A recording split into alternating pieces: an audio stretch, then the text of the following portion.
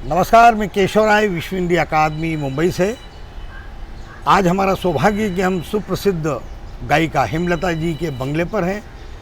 इस बंगले को भी पूरे देश और दुनिया में कई बार देखा जाता है, क्योंकि हेमलता जी के गीत रात दिन सुनते हैं और दिल और दिमाग में आज भी ताज़ा हैं।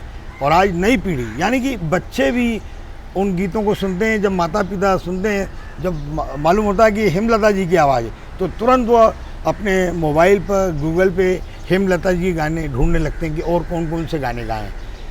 हेमलता जी ने करीब 5000 से अधिक गीत गाए हैं और सभी भाषाओं में, कई भाषाओं में गाए हैं। और 50 वर्ष से अधिक संगीत की जो यात्रा है उन पर, तो अभी हाल ही में उनका बेटी बचाओ बेटी पढ़ाओ पर एक गाना बहुत ही लोकप्रिय हुआ है। और हम भी ये सोच रहे हैं कि जैसा कि हमने उषा खन्ना जी का एक कार्यक्रम किया था 50 वर्ष होने पर कि उनकी सफलतम 50 वर्ष की संगीत यात्रा पर इस्कॉन में कार्यक्रम किया था, तो हमने हेमलता दीदी से भी ये निवेदन किया है कि एक कार्यक्रम विश्व हिंदी अकादमी आपका एक कार्यक्रम करना चाहती है। तो दीदी ने भी हमें स्वीकृति दी है, तो उस कार्यक्रम की भी हम तैयारी करेंगे। और साथ ही साथ आज दीदी की जो 50 वर्ष की संगीतमय यात्रा है उसके बारे में दीदी से विस्तार में बातचीत करेंगे। नमस्ते दीदी। नमस्ते। अभी आपका जो गाना है, जो बेटी बचाओ बेटी पढ़ाओ, वो काफ़ी लोकप्रिय हुआ है गाना और उससे बच्चियों को बड़ी प्रेरणा मिल रही है। और माता पिता कहते हैं कि अगर गायिका बनना है या जीवन में कुछ नाम कमाना है तो हेमलता जी जैसे आगे बढ़ो और अपना नाम कमाओ। तो ये जो 50 वर्ष की संगीतमय जो यात्रा, सफलतम यात्रा, इसके बारे में थोड़ा अगर अपन शुरू से बताएं।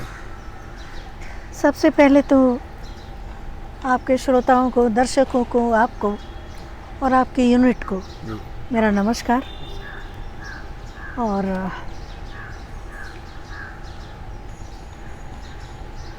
आपको अभी सुनकर मुझे ये लगा कि आपको कैसे मालूम कि पुरानी पीढ़ी बीच की पीढ़ी को कहती है, बीच की पीढ़ी मुझे सुनती है तो नई पीढ़ी को बताते हैं तो मुझे ढूंढते हैं। ये तो बिल्कुल घर घर की कहानी है। आप भी हमारे फिल्म जगत के लिए काफ़ी एक्टिव और उसी में आपका ध्यान रहता है, तो आपको कैसे मालूम? अच्छा लगा सुन के। वैसे ये यात्रा के बारे में क्या कहूँ, ये तो पूरी कहानी है। वो भी वैसे 50 साल आप ज़रूर मनाइए, 55 साल लग रहा है जी। बधाई जी आप सबको भी। इतना ज़रूर कहूँगी, देखिए जीवन में खुशी दुख,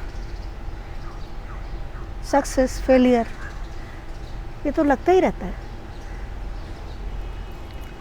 लेकिन सबसे बड़ी जो वन लाइन अगर आप सुनना चाहते हैं तो मैं यही कहूँगी कि फिल्म इंडस्ट्री ने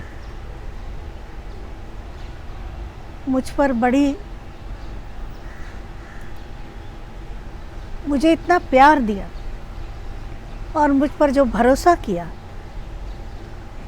और उससे भी बढ़कर मैं कहूँगी मेरे श्रोता जो मुझे सुनते हैं, मैंने कुछ भी गाया वो उन्होंने अपना के ये बता दिया कि हाँ हमें मंजूर है। तो उनकी जो ये एक्सेप्टेंस है, इसी ने मुझे बनाया है और इसी वजह से मैं यहाँ हूँ।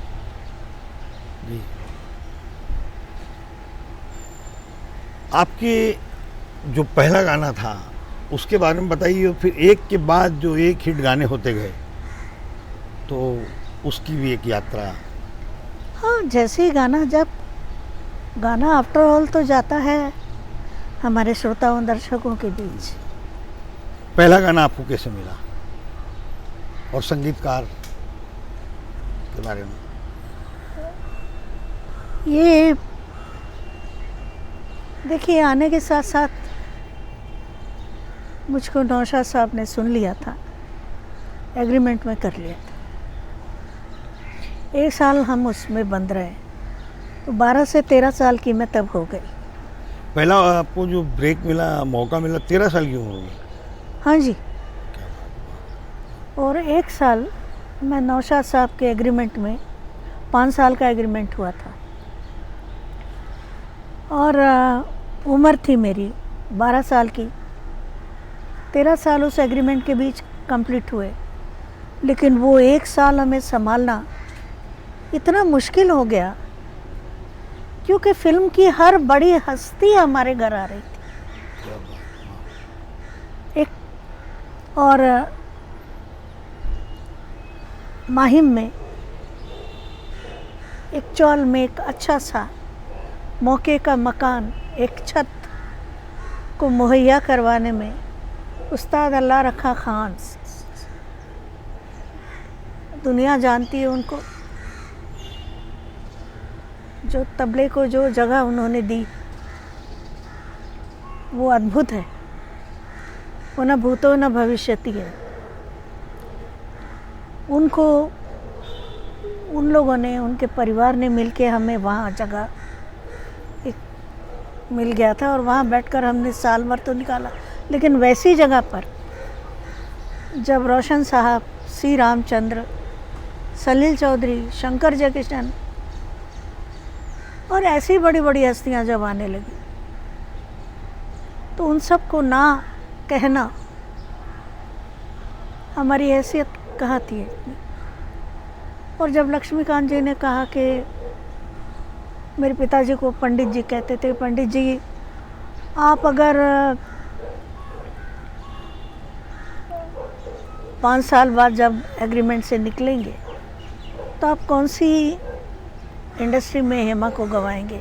अच्छा, क्योंकि तब तक आप इस इंडस्ट्री को नाराज़ कर चुके होंगे, क्योंकि आप एग्रीमेंट में। तो पिताजी रात भर सोचते रहे। दूसरे दिन जो विचार किया, तो हम पीएल संतोषी करके थे, उनके पास गए। हमारे पास एक पत्र था, वो श्री वीडी भार्गव साहब का लिखा हुआ। उन्होंने, संतोषी साहब उनके मित्र थे, मेरे बारे में कहा था। तो उन्होंने कहा मेरी फिल्म शुरू होने में टाइम है। वो बना रहे थे रूप रुपैया। तो वो पत्र उन्होंने पढ़ा और उन्होंने फ़ोन किया और कहा आप इस जगह चले जाइए, तुलसी बिल्डिंग। हम पहुँचे तो वहाँ बैठी तो ग्रेट लेजेंड म्यूज़िक डायरेक्टर, जिनकी आपने इतनी बड़ी,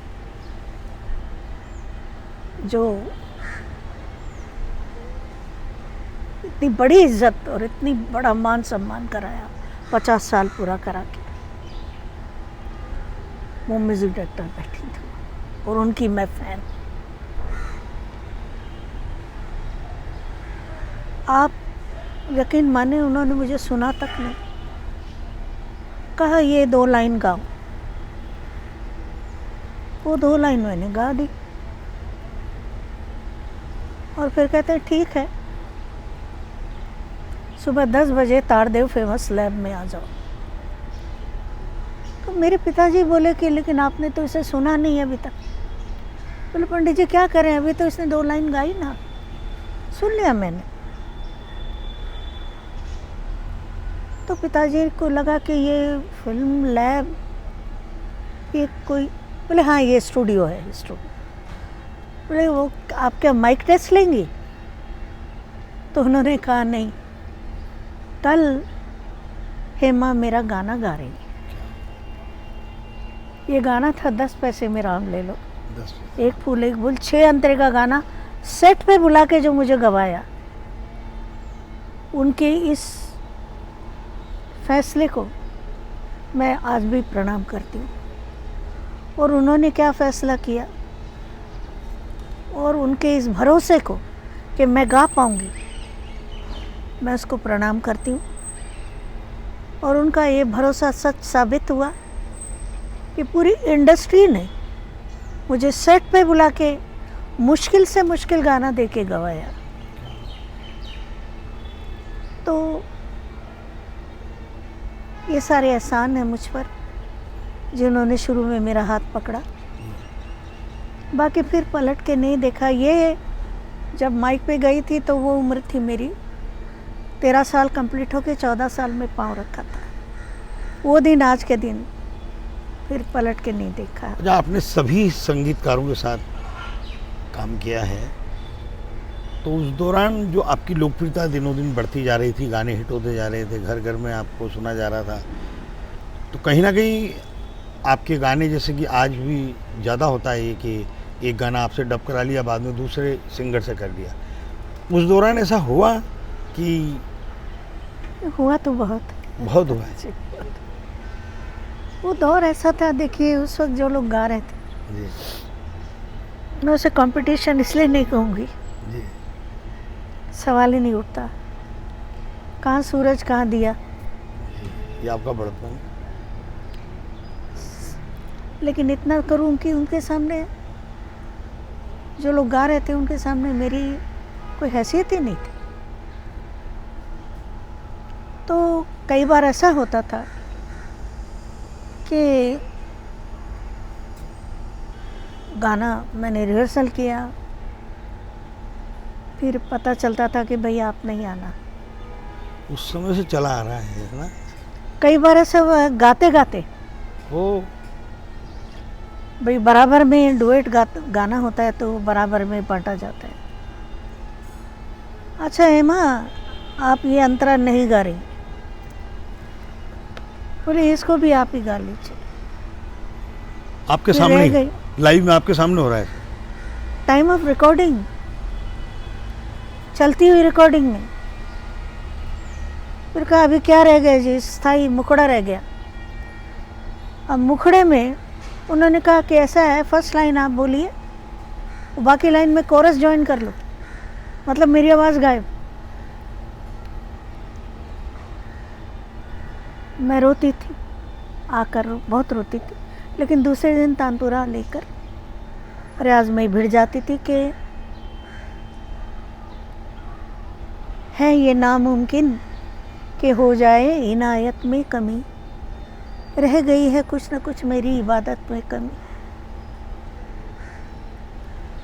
और रियाज में लग जाती थी, ठीक है, लेकिन ये नहीं कहूँगी कि किसने किया, क्यों किया, कैसे किया। उसमें उसका मैंने उत्तर कभी नहीं किसी को दिया, पर्सनली भी नहीं दिया, क्योंकि जो ऐसी बातें पीठ के पीछे होती हैं। क्योंकि कई जो श्रोताओं की तरफ से या आपके जो फैंस हैं उनकी तरफ से तो काफ़ी पत्र वगैरह आते थे उन दिनों कि अरे ये गलत अब हुआ है। सबसे ज़्यादा तो अब आते, अच्छा ऐसा?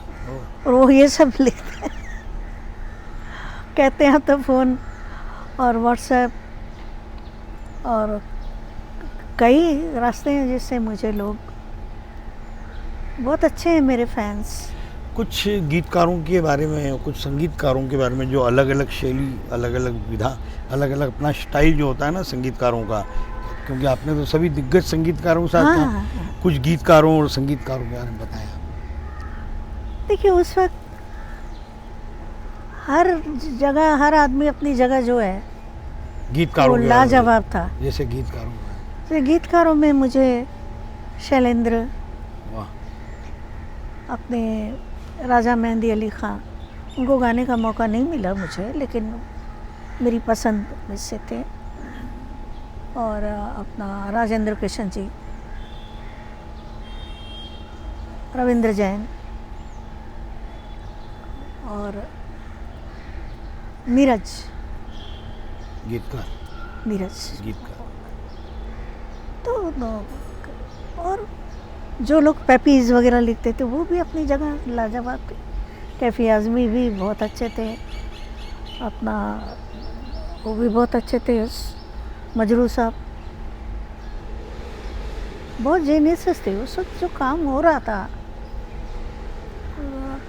केशव जी, वो काम होना। अच्छा उस समय भी जो गीतकार, संगीतकार और गायक तीनों एक साथ जब सिटिंग पे बैठते हैं, कई बार कभी कभी सहमत नहीं होता है गायक कि इसको ऐसे गाता हूँ, इसको ऐसे गाता हूँ, ये शब्द ऐसे होना चाहिए। ऐसा आपके साथ कितने बार हुआ होगा? कोई एक आध घटना? क्या मेरे साथ इसलिए नहीं हुआ के तलफ़ुज़ में तो एक तो मैं 11 साल की उम्र में मुझे 14 जो बेसिक भाषाएं हैं देश की जी, उस पर रिसर्च कर चुकी थी मैं। क्या बात है, अरे वाह। और उर्दू पढ़ाई गई थी घर में, ओह, वाह। तो अलीफ से ये तक, और फिर संस्कृत प्राकृत तब तक गा चुकी थी। क्या बात है, क्या बात है, तो कोई गायक नहीं होगा ऐसा तो। 40 भाषाएं तो गा चुकी हूँ, जिसमें डच, मॉरिशन, अफ्रीकांस, 40 जुलू। भाषाएं। 40 यही किया और तो कुछ किया नहीं। तो बल्कि तारीफ करते थे, मुझे पैसे देते थे,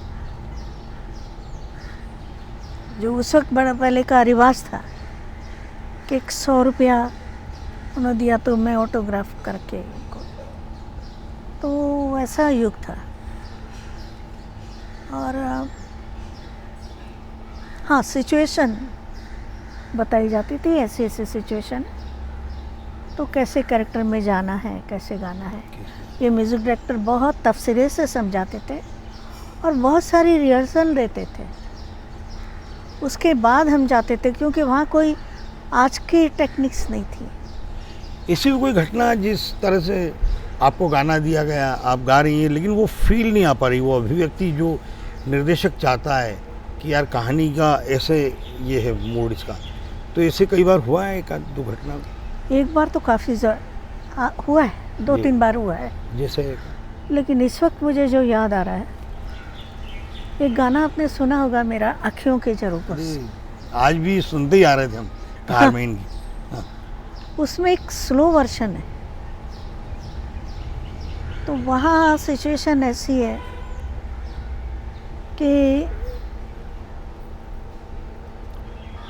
हीरोइन ने और हीरोइन के घर वालों ने हीरो को नहीं बताया कि उसका क्या होगा, और मतलब पता चल गया कि वो अब रहेगी नहीं, और हीरो को मालूम पड़ गया, और वो मिलने आया है हीरोइन से, और आखिरी स्टेज है, क्या कहेगी। तो ये स्लो वर्जन था जिसमें कोरस था, मैं थी, और एक जो पिक्चर एंड होती है इसके बाद जब दी एंड आ जाता है, ये 2 बार वो एक एक अंतरा मुझे एडलिब कहते हैं उसको उस ज़बान में, मगर विदाउट रिदम गाना है। तो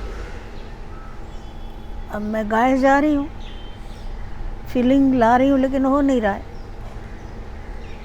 तो राजकुमार जी बरजातिया, देखो कैसे लोग होते थे उस वक्त, इतना कंसर्न, आके बोलते थे हेमा जी वो गाना तो बहुत अच्छा हो गया आपका, लेकिन ये वर्जन, वो जो फीलिंग चाहिए थी नहीं आ रही। और डायरेक्टर साहब को भी नहीं लग रहा है, कैसे हीरोइन ना थे उनके हीरो डायरेक्टर। और मैं बोली मैं करूँ क्या, मैं तो अपना पूरा इमोशन डाल रही हूँ। वाह। और ऐसा 2-3 रीटेक्स हुए। उसके बाद दादा के असिस्टेंट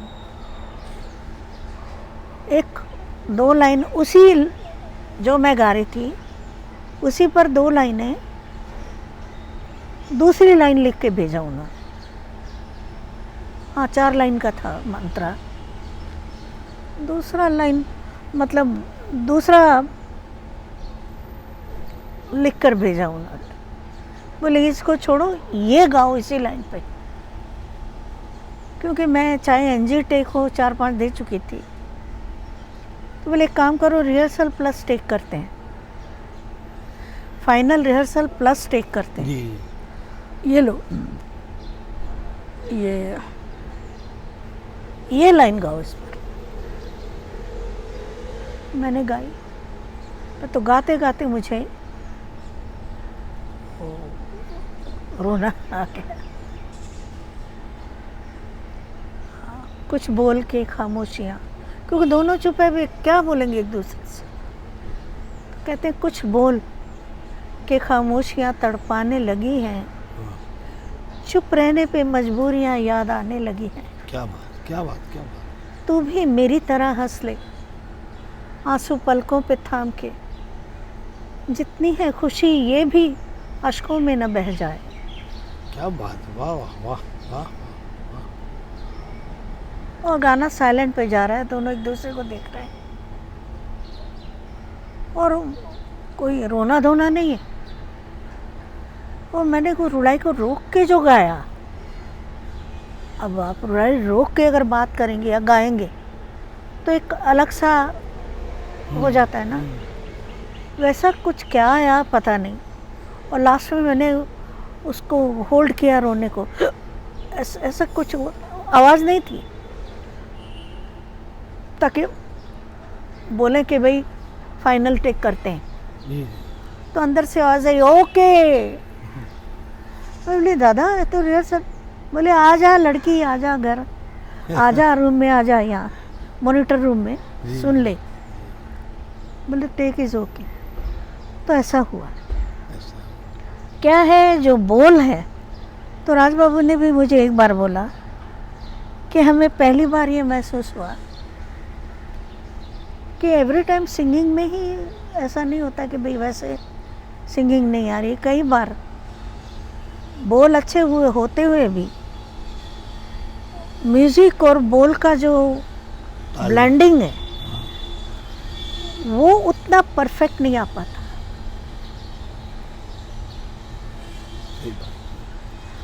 तो वैसे हिट का कोई फार्मूला तो होता नहीं, लेकिन जहाँ तक मैं समझती हूँ ब्लेंडिंग का बड़ा हाथ होता है। चाहे सीधी सादी ट्यून हो, अगर बोल और सुर एक जान अगर हो गए तो वो आपके दिल पे उतरने ही पड़ेंगे। आप विदेशों में आपने इतने शोज़ किए हैं, सारे यूरोप में, अमेरिका में, बरसा बरस। और वहाँ पर जो श्रोता हैं, एक तो अपने भारतीय हैं वहाँ पर, और एक वहाँ के लोग भी आपकी गायकी के बहुत दीवाने हैं। तो वहाँ किस तरह की आपको प्रतिक्रियाएं मिलती थी शो के दौरान? वो लोग जिस तरह गाने सुनते हैं मुझे लगता है पगला जाते हैं। और वहाँ मिक्स ऑडियंस आती है, इंडियन प्लस पाकिस्तानी, और भी जहाँ जहाँ इंडियन ज़्यादा है वहाँ के लोग जो हमें सुनते हैं वो बहुत बहुत प्यार देते हैं, बहुत प्यार देते हैं।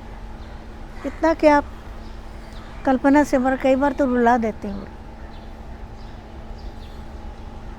आपने जितना संगीत के प्रति तपस्या की है, आज की नई जनरेशन में तो इतनी तपस्या है नहीं, एक रात में स्टार बन जाते हैं रियलिटी शो से।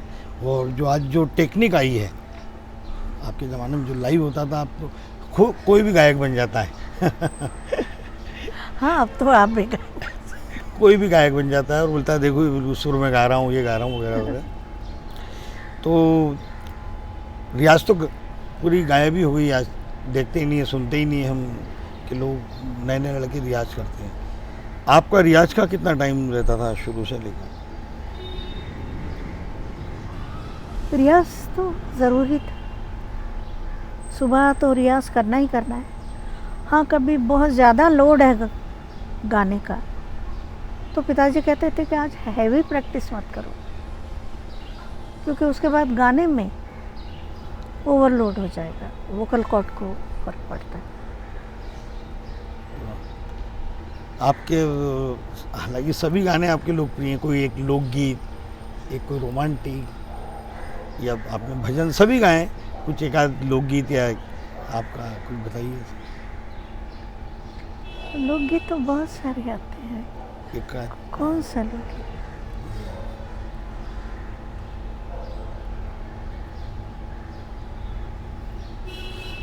सभी भाषाओं में गाया, क्या सुना?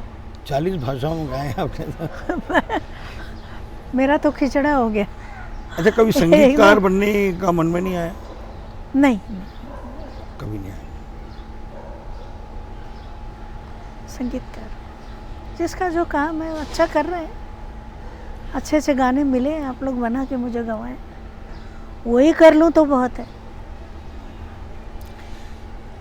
आज संगीत आपके दौर वाला गायन, लेखन और संगीत कितना बदला है और उससे क्या संतुष्ट हैं आप? कितना क्या बदला, सब कुछ तो बदल गया। टेक्निक्स जो आई हैं उससे फ़ायदे तो हुए हैं, उसका यूज़ अच्छा है, लेकिन मिसयूज़ भी होता है, क्योंकि मशीनें बेसुरे को सुर में कर देती हैं, बेताले को ताल में कर देती हैं। इससे सिंगर का नुकसान होता है। आपके दौर के गाने को देखा जाए तो वो समाज में, देश में एक संदेश देते थे, परिवार में। आज ऐसे ना तो गाने बन रहे हैं ना वैसा संगीत है। देखिए क्या है, सोच का सवाल है। आज भी वो चाहें तो अच्छे से अच्छा म्यूज़िक ले सकते हैं। और